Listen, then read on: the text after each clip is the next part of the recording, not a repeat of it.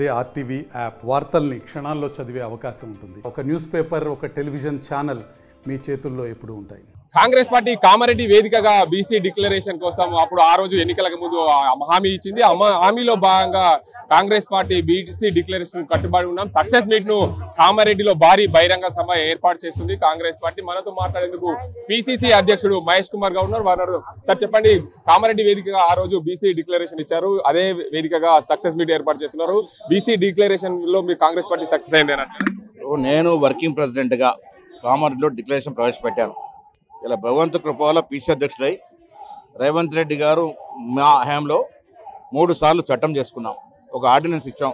కేంద్రం మొఖాలు అడుగుతా ఉంది, అయినప్పటికీ కూడా చిత్తశుద్ధితో ముందుకు పోతా ఉన్నాం. ఇవన్నీ వివరించడానికే నేను పీసీ అధ్యక్షుడిగా చార్జ్ తీసుకొని కరెక్ట్ ఈ నెలకు 15కి సంవత్సరం అవుతా ఉంది. ఆ సందర్భంలో ముఖ్యమంత్రి గారి ఆదేశం మేరకు కామారెడ్డిలో 1,00,000కు తగ్గకుండా ఒక పెద్ద బహిరంగ సభ చేయబోతా ఉన్నాం. దాంట్లో ఆ బహిరంగ సభలో మేము చెప్పబోతా ఉన్నాం, మేము ఏ విధంగా బీసీల కోసం కమిట్మెంట్తో ముందుకు పోతా ఉన్నాం, ఏ విధంగా బీఆర్ఎస్ బీజేపీ పార్టీ అడ్డుకుంటా ఉన్నాయి, బీజేపీ శాసనసభ్యులు అసెంబ్లీలో ఓట్లు వేస్తారు ఎట్లా, కేంద్రంలో అడ్డు తలుగుతారు ఎట్లా, మిగతా రాష్ట్రాల్లో ఉత్తరప్రదేశ్లో కానీ గుజరాత్ స్వరాష్ట్రమైనట్టు మోడీ స్వరాష్ట్ర గుజరాత్లో కానీ మోడీలకు ముస్లిం రిజర్వేషన్ మీరు ఇచ్చినప్పుడు ఇక్కడ 5.8% మాత్రమే రిజర్వేషన్ ఇస్తా ఉంటే మీకు నొప్పేంటి? ఇది కేవలం ముస్లిం నెపంతో రిజర్వేషన్ అడ్డుకునే ప్రక్రియలో భాగంగా ఈ తతంతం చేస్తూ ఉన్నారు. బండి సంజయ్ గారు ఒక బీసీ బిడ్డగా నేను ఎన్ని మార్లు అడిగినా జవాబు చెప్పట్లే. ఇప్పుడు జవాబు చెప్పాలా, ఎందుకు బీసీని మీరు అడ్డు తలుతా ఉన్నారు, నోటికాడికి వచ్చిన ముద్దని ఎందుకు తన్నుతా ఉన్నారు, ఇది చెప్పాల్సిన అవసరం ఉన్నది. అయితే ప్రధానంగా కాంగ్రెస్ పార్టీ అధికారం ఉన్న రాష్ట్రాల్లో కూడా బీసీ డిక్లరేషన్ కోసం ముందుకెళ్తారు. 100% ఇది రాహుల్ గాంధీ గారి కమిట్మెంట్. మేము ఎక్కడెక్కడ అధికారులు అక్కడ చేస్తాం.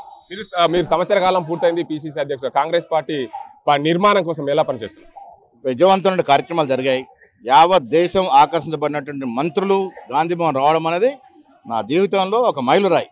మంత్రులు సాక్షాత్ గాంధీ భవన్కి వచ్చి కూర్చొని ప్రజల నుంచి వినతులు స్వీకరించడం అనేది ప్రజాస్వామ్యంలో మంచి ప్రక్రియ.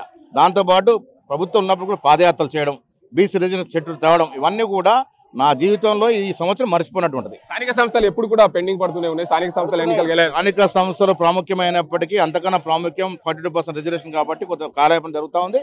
రిజర్వేషన్ చట్టబద్ధ ఇచ్చిన తర్వాత స్థానిక సంస్థలు ఎన్నికలు పోతాం.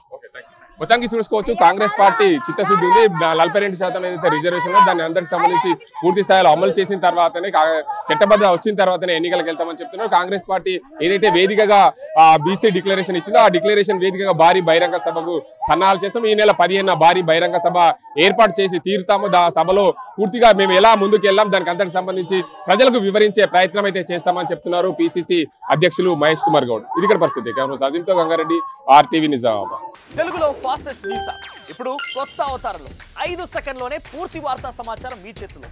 సోషల్ మీడియా ట్రెండ్స్ మీ కళ్ళ ముందుకే live TV and voice search options తో ఇప్పుడే డౌన్లోడ్ చేయండి. యాప్ లింక్ డిస్క్రిప్షన్ లో ఉంది.